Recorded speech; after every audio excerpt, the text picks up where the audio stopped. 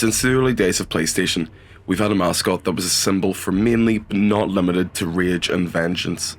A force fueled by an oath made in blood by a warrior who lost his family to a trick from the gods and stopped at nothing to topple them one by one. For years that character had been a consistent force of nature, but now he's something quite different. Of course, I'm talking about Kratos from the God of War series. The stories of God of War have always been based heavily around Greek mythology, and centred in this tale of vengeance was Kratos. At one time, what could it be in all fairness considered a fairly one-dimensional character when you look at the transformation that the series had taken after already existing for 14 years. Now, however, we focus more on Norse mythology, as Kratos had attempted to leave the past behind him to become a father. The weight of that change is evident and beautifully shown in the soft reimagining of God of War for PlayStation 4. The most significant change to Kratos isn't a physical change, but a moral one. Kratos is now a father with sole responsibility over his young son Atreus, a child who, while respects and idolizes his father, has a heart as tender as his mother. Who has recently passed.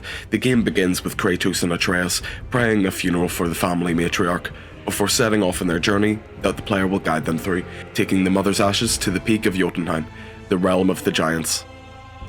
Before we can set off on this journey, however, we're confronted with what is still one of the heavy weighing scenes of the series, the arrival of the stranger.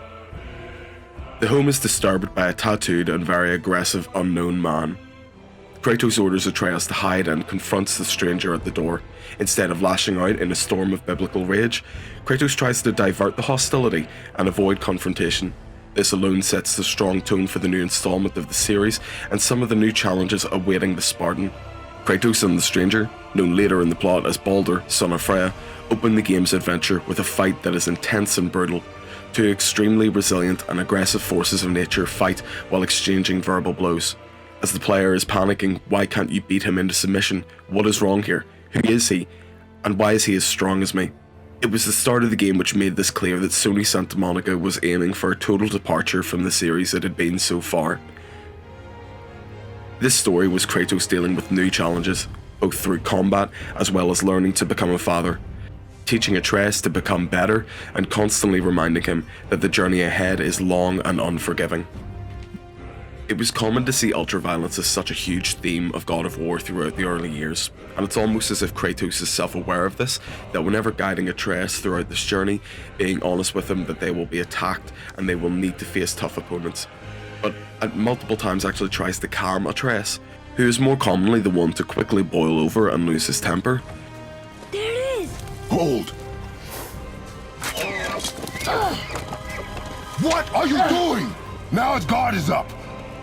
Only fire! Only fire when I tell you to fire.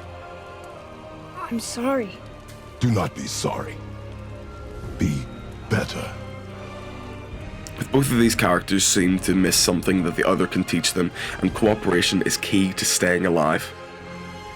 Travelling between realms, facing new enemies, and learning a lot more about the mythos was engaging and exciting to hack and slash through as Kratos and Atreus, along with the former advisor of Odin, Mimir, a disembodied head of the wisest man to ever live who accompanies you on your journey, giving both Kratos and the player exposure to legends and tales of the gods and their battles, their fury and their vengeance.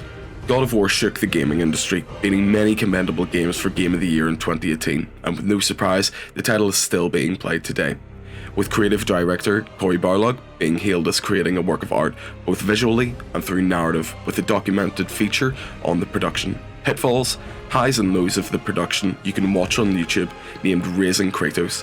It's ultimately the best way to get your God of War fix after the game's completion. I highly recommend it for anyone who is waiting for the announcement of a new installment, and I will include a link to that in the description of this video in case you're interested.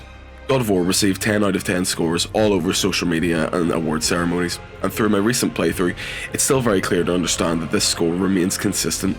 The score, voice and motion capture and acting, story and design are masterfully crafted and feels wonderful to hack and brutalize your way through. 3 videos in. Thank you for watching, everyone. My throat is really bad the past few days, which you might be able to hear, and it's caused me to fall back on recording and uploading a few more videos, more consistently than I would like to, but as I'm getting better, I'll be starting to make a whole list of potential video games that I have planned to discuss. Thanks again guys, see you next time.